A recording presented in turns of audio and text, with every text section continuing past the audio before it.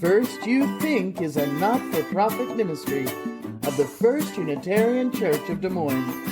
Support us at ucdsm.org today.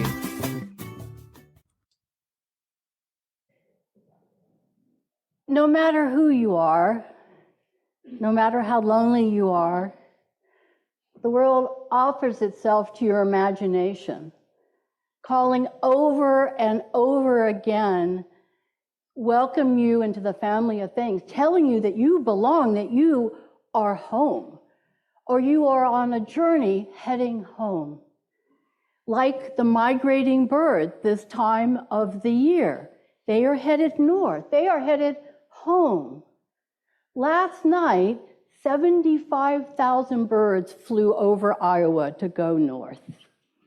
They know this because they do radar, and it's not because they have people out there counting every single bird that goes over. 75,000, wow. I'll answer that question, but that's nothing, that's 75,000 compared to the peak of migration in May. In one night, we could see 40 million birds pass over Iowa, heading home, heading north. Wow. No matter the loneliness, the tragedy, the harshness in our lives and in the world, Iowa is full of wonders. And by wonder, I mean something that is with surprise, that's maybe mixed in with astonishment and beauty, something unexplainable, unfathomable, unfamiliar that we just don't know about. And these wonders can be amazingly over-the-top wonders, and they can also be day-to-day. I invite you to consider, when have you had jaw-dropping, amazing moments of wonder in your life? I'd like to tell you about one of mine. I was in the country of Guyana, it's South America, and I went to go visit Cater Falls, which is on the Potara River in the Amazon. It's the biggest fall that there is, the highest fall that there is. And so, of course, it was amazing, right? The thunder and the roar and the mist and getting wet, it was just amazing. But then, coming out of the midst of the waterfall, I heard two parrots call. Red and green macaws. It was like they got conjured out of the mist, and they came out of the waterfall, and they circled a couple times, and it looked like they were headed right back in, but then they veered off to their nest on the side. I was mesmerized. The rainbow color of those birds mixing with the rainbows of the falls. Did you all come up with any wondrous time in your life thinking about? What about the day-to-day wonders, the weekly wonders? Think about that for a moment. What in the past week has maybe eyes slightly more open, maybe the jaw slightly relaxed? And if you want to play, how many of you all experienced one or more moments of wonder or awe this week? You can look around. How about 2 or more? 3 or more? 10 or more? Yay! The average person responds 2 to 3, that they have 2 or 3 wonder experiences every week, 2 to 3. But no matter how many you have, we can always have more. Do you wish you had more? People lean into wonder experiences for many reasons. And maybe one of the reasons is that we come by it naturally. We are not the only ones who wonder on this planet.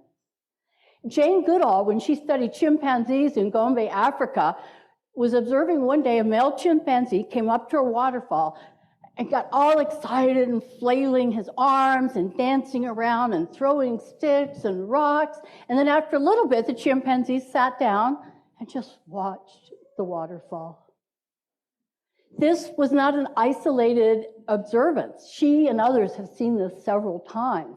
It led Jane Goodall to speculate that chimpanzees have a sense of wonder and maybe even a nascent spirituality. in our simian cousins like we have. So we are attracted to wonder because we evolved to, but why? Well, maybe it's an emotion, a subjective experience that is good for us. Our emotions motivate us to do actions to go towards satisfaction and benefit. So wonder is part of the constellation of these emotions that help us move towards satisfaction and benefit. Now, the best example, or the classic example I'd like to use, is that of a bear. And I'm talking about bears because it is the classic metaphor and story for all of us who have lived in Alaska. So wonder leads you to go out into the bush and look for bears. You want to see bears. I mean, they're wondrous, they're amazing. Oh my gosh. They help us, wonder helps us get past fear to connect to nature and open up. Oh my gosh. But too much wonder, and you run the risk of a catastrophic encounter with a bear. So wonder helps us with all our other emotions to balance and find a middle way, to go out and take some risk, but not overly. And when we open, like when we were doing our arms, we connect, and life's possibilities just open up before us. Wonder helps us engage in a world that helps us integrate the story of connection and beauty and not just harm and tragedy. It helps us face also that there is harm and tragedy and illness and so much suffering in this world. But without wonder, we risk closing off because that hurts. So we need wonder to kind of keep us going, to live a life of intimacy and vibrancy. One study showed how it is that wonder opens up. Some researchers took out a bunch of teenagers and veterans on a rafting trip. I tell you, I want that job. And they did surveys and studied the response of the teenagers and the veterans. And what they found out, not only was it a great rafting trip, that a week later, the participants reported being more engaged and curious about the world and higher satisfaction 3 weeks later from one rafting trip. Studies have shown that wonder lifts depression, and they studied that. It also helps reduce stress. It helps improve the immune response. They take samples of the saliva. It helps with pro-social behaviors such as compassion and empathy. It helps people be more generous. The more times they have wonder and awe in their life, the more generous they are. And when we have more empathy with others, our relationships improve. With wonder and awe, our self-identity dissolves. We become more connected to others. We feel part of the whole and whole itself. And do you know that just writing about awe or wonder makes you kinder and more compassionate? Just writing about it. I lead bird walks, have led bird walks here and all over the United States, and something we call nurture nature workshops and retreats. And our goal is to show people that they have a choice to develop wonder in their life and resilience and connection so we can be better stewards of this planet. So how is it that human nature can nurture all of life? How can we do this? And I believe this is an important question in the time of climate crisis, in the time of loss of biodiversity, extinction, polarized and dysfunctional politics. The list goes on. I just call it the poly crisis, not because it sounds like parrots are involved, but they are. It's the poly crisis. We need all the help we can get. And using the natural human nature to nurture can help us all. And wondering about beauty is part of that ability to nurture nature. I'm going to invite us after the break into some specific practices that you can take home with you. You won't have to get up, but you might want to participate. But let us practice now experiencing wonder, and let's do that with music. Bruce, could you play something wondrous? Not that you don't always,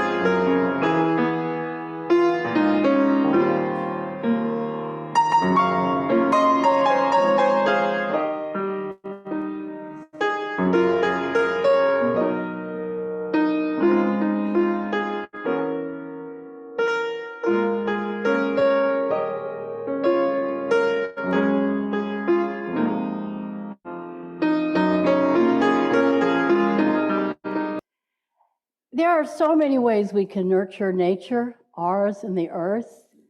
As the Sufi poet Rumi said, there are 1,000 ways to kneel and kiss the ground. But I think we only have time for 4 today. So here's the first practice that you all can take home with you today. And it's what we've already been talking about. It's about having wow experiences out in nature. Go out in nature. And they can be subtle or they can be just over the top like the rainfall. I was leading a multi-generational service, which means families came. This is when I was serving the El Paso Unitarian Community Congregation. And we went up to New Mexico on the Bosque del Apache, and it was a birding weekend. And families came up, and we were doing a birding walk, and we were going around the lakes, looking at the birds, and I was doing bird exercises, and I was trying to be intergenerational, but the kids just didn't quite seem to be engaged, especially Jimmy. Jimmy lived with his grandparents. His mother had a substance abuse problem, and so he was born with an addiction. So he struggled sometimes in social settings. What I have learned from leading bird walks is sometimes I just need to be quiet and let the birds do the work. And boy, howdy, did the birds do the work on that morning. We came around looking at all the flooded fields, and we came across a field full of snow geese, white, on the blue sky and the sparkling water. And then thousands of them all took off at the same time and flew over us. Their thunderous clapping wings, our bodies just vibrated with the wings of those birds. Those children were transfixed and transformed. Jimmy, sort of like the chimpanzee, started waving his arms and running and giggling and jumping right into the arms of his grandparents. They wanted to share. They knew what wonder was, and it helped with connection to have that wow moment. And being in nature is full of surprises. You never know what Mother Nature's going to do. And so that's why getting out, because we can be curious, go, well, I wonder what's going on. Dr. Jim Austin, he's a Unitarian, he's a Zen practitioner and medical doctor and a neuroanatomist. He says in all his writings, get out in nature. Just get out in nature, because it changes the brain. And he's drawing on the Buddhist tradition of all these stories of people who are enlightened in nature. And he says it helps with the mental integration. It helps us be present and aware and focused, and also unfocused, that gaze at the waterfall. That helps us become more compassionate. He particularly writes about, in the Buddhist tradition, how people become enlightened when they look up. And these are stories, and he told me that one time, and I shared with him a story of something that happened with me when I looked up. And he said, that's it. I'm very curious to hear more about this. So I'm going to tell you this story. I told it last year when I was here giving a sermon, but I think it bears repeating because it talks about the value of looking up for sudden or just the slow rewiring of our brains. This was many, many years ago in Guatemala, where I was a parrot conservationist, and we were out looking for parrot nests with my guide, a local Guatemalan, and it was before sunrise, and as we were walking, we started to talk, and he got on the subject of how much he loved Mary and Jesus. And I was a little uncomfortable. I didn't know where the conversation was going. I don't know if he had expectations of me. And as we were having this conversation, we came up to the forest edge, and the sun was just peeking up over the treetops through the mist. It was a tropical setting through the mist. And out of that same area where the sun was, a flock of loud parrots burst out and started flying towards us. The next thing I knew, I was on the ground sobbing. I don't know what happened. All I know is I felt, besides being embarrassed, such clarity and connection to humanity. And because it occurred around that conversation of Mary and Jesus, I said, oh, When he's saying Mary and Jesus, it's like when I say birds and trees. This was a moment that started me going on a path towards seeking something to define this spirituality, this sense of service. And it gave me an ease with the world's religions because I said, oh, there's wonder lying underneath it all. Jim Austin said it wasn't so unusual, my experience. Researchers study this. There's another great job to have. There was a group of researchers, and it was like if we said, go look at those trees for 15 minutes, and you play on your phones for 15 minutes. And then after that, what they did, it was a trick. As they were leading people to finish the experiment, the researcher dropped accidentally a box full of wood pencils that just went sprawling. And then, of course, people want to pick them up and help out. Well, they counted how many pencils each group picked up. This group that looked at the trees picked up 10% more pencils than the group that didn't look at trees. And the group that looked at trees didn't feel entitled for payment for participation in the research. So looking up brings on compassion and connection. And it doesn't really matter what we're looking at, birds and trees, the stars, the moon. Just look up. So why don't we just practice again a little bit, shall we? Just look up, maybe out at the trees.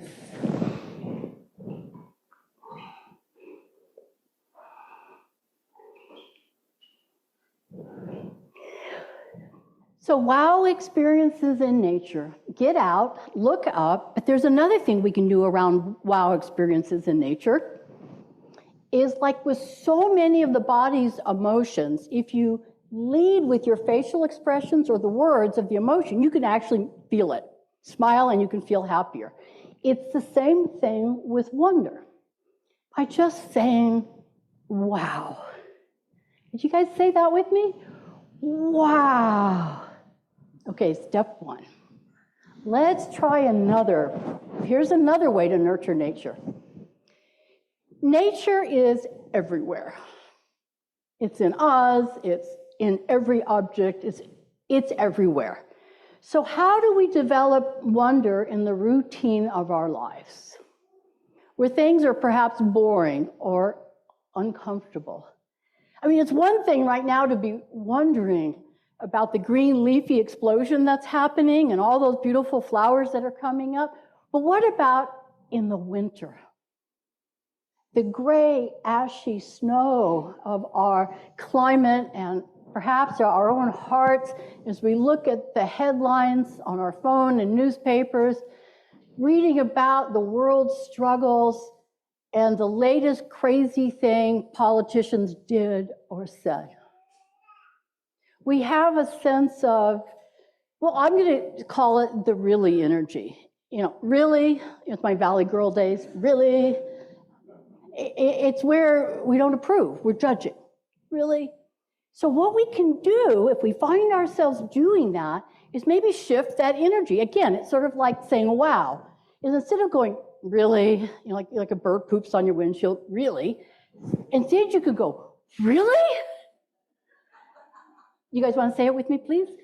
Really? All righty. So that's one way to do it. And you can practice by looking at parts of your lives, people you live with or objects, and slow down and say, how did that get to be here? How are you connected to my life? What's going on with this? And just open yourself to curiosity and going, really? So again, let's practice some more. Why don't we pick something? You all pick something that's boring in this room. And I hope not too many of you are looking at me. So maybe the wood in this room. This is beautiful. This is beautiful, but maybe you've become accustomed to it. It's the normal stuff. Maybe you're not going wow anymore. But where did that wood come from? That's what we're asking about. We're curious. What came from trees? Well, did you know woody trees haven't always been on the planet? They all evolved about 350 million years ago during the Devonian period. And you know what happened when trees evolved? They caused catastrophic climate change. Their roots changed the hydrology of the planet, which changed the mineral and salt content of the ocean, and we lost 50% of all genera on the planet. And trees were a part of that. And today, there are 3 trillion trees on the planet, which means there's 400 trees for every one of us. They're everywhere, and they cause extinction.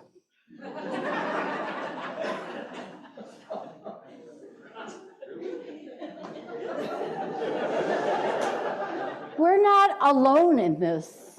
We are really not so bad. Really?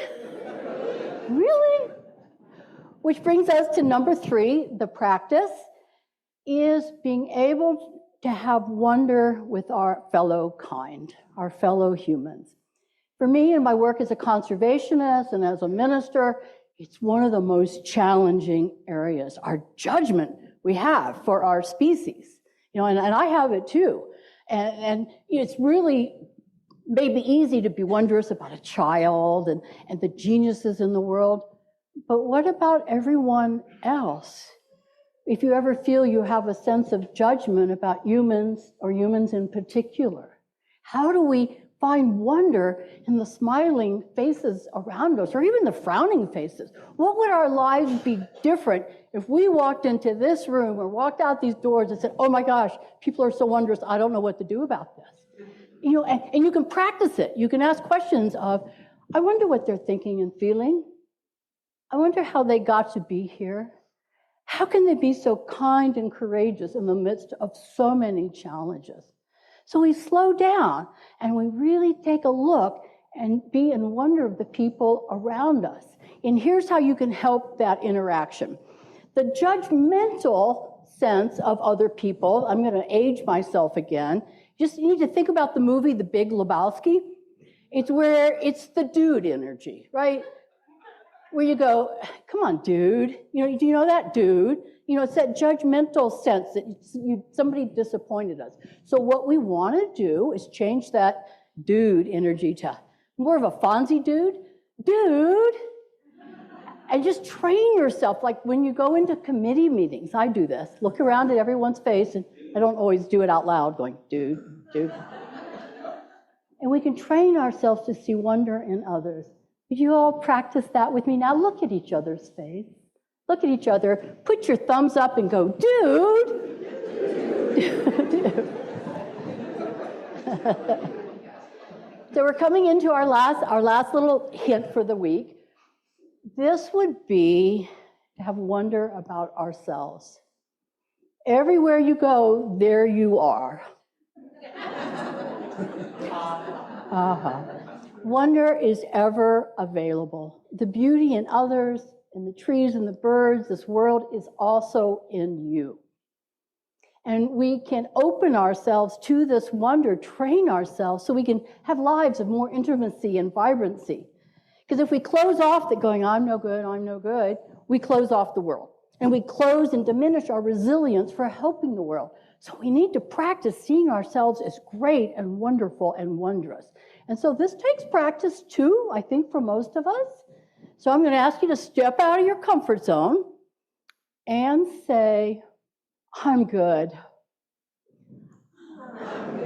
And then take your Fonzie thumbs and point them at yourself. I'm good. You got to do this like this. Okay, so in summary, the 4 things we reviewed were, wow, really? Dude, I'm good. So let's do it together with the hand movements, okay? Wow, really? Dude, I'm good. And this is how we can nurture nature. It's in us to do it, to take care of ourselves, the planet, the people, the beings. Let's do this for ourselves and for all that is our life.